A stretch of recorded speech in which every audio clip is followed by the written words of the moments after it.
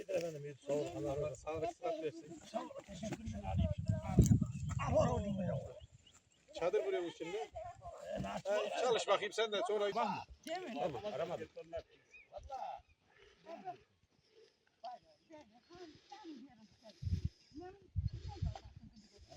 Canım.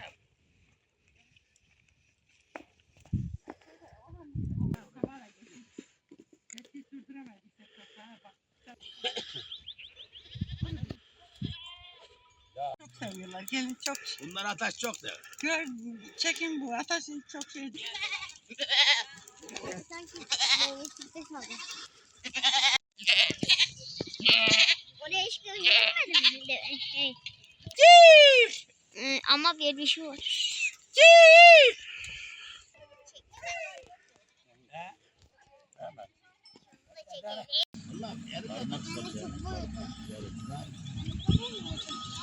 Namı değer kuş Ali. Namıyla adıyla anılan gerçek bir yörük. Aslını neslini sürdüren bir kuş Ali'dir. Hani bizim yörüğümüz çok da yalnız develerini sattılar. İşte herkes araca bindiği için de yörük oldu, tanınmaz oldu vatandaşın. Neden tanınmaz oldu? Herkeste var araba. Her kişiden geliyor geçiyor. Ama bir bizde kaldı deve de. Bu tabii bizde de kalmaz. Bir gün olur bizde de biter. Bu Allah'ın şeyden göçtük. Bu Bolyaren Deresi'nden göçtük. Bura Bardat civarına geldik. Bardat civarında da burada bir gün dinleniyoruz. Ondan sonra hareket ediyoruz. Böyle dinlene Ermenek'ten Allah izin verirse Hadimala'da. Nasip kısmet olursa. Enveli Gök. Sarıgeçili yörüklerinden. Hocam bizim geleneğimiz, göreneğimiz işte bu göç buradan Akdeniz'den göç Konya tarafına böyle Kona göçe yollar daraldı, geçmek bir zora vardı. Hemen sür, demir çek, kat, bilmem sür. Yani bizim geleneğimiz bu hocam. Ben ismim Fatma Dilekmen. Sarıgeçili Yörüklerindeniz. Kuşerli'nin kızıyım.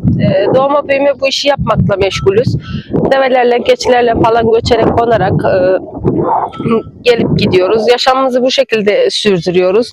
Yaz mevsimlerini Konya'nın Hadim ilçesinin Aladağ köylerinde geçiriyoruz. Kışı ise Mersin'in Bozyazı, Değirmendere köyünün orada geçiriyoruz. 3-4 ay falan kışlada kalıyoruz. Bir yaklaşık 20-25 gün bahar göç oluyor.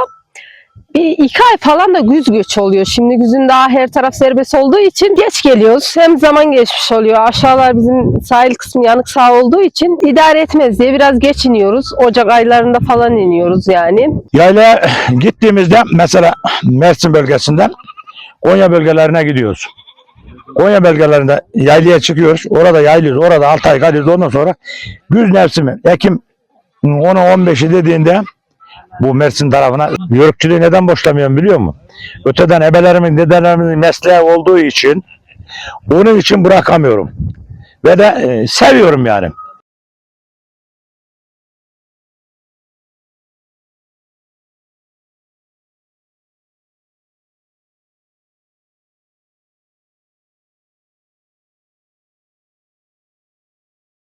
Yiyenlere afiyet, sofraya bereket, ölünlere rahmet, kalanlara sağlık, selamet. Tamam. Ya Rabbi şu sofra sahibinin, şu sofrayı hazırlayanın, şu sofrada duranın, şu sofrayı kuranın geçmişlerine rahmet eyle. Tamam. Ölmüşlerinin mekanlarını cennet eyle. Ya Rabbi Ali abimizi ve ailesini göçünde kolaylıklar ihsan eyle. Amin. Her türlü beladan, musibetten muhafaza eyle. Amin. Ya Rabbi malını, canlarını güvenlikli bir şekilde göç edecekleri yerlere sağlıklı, sıhhatli varmayı nasip eyle. Amin.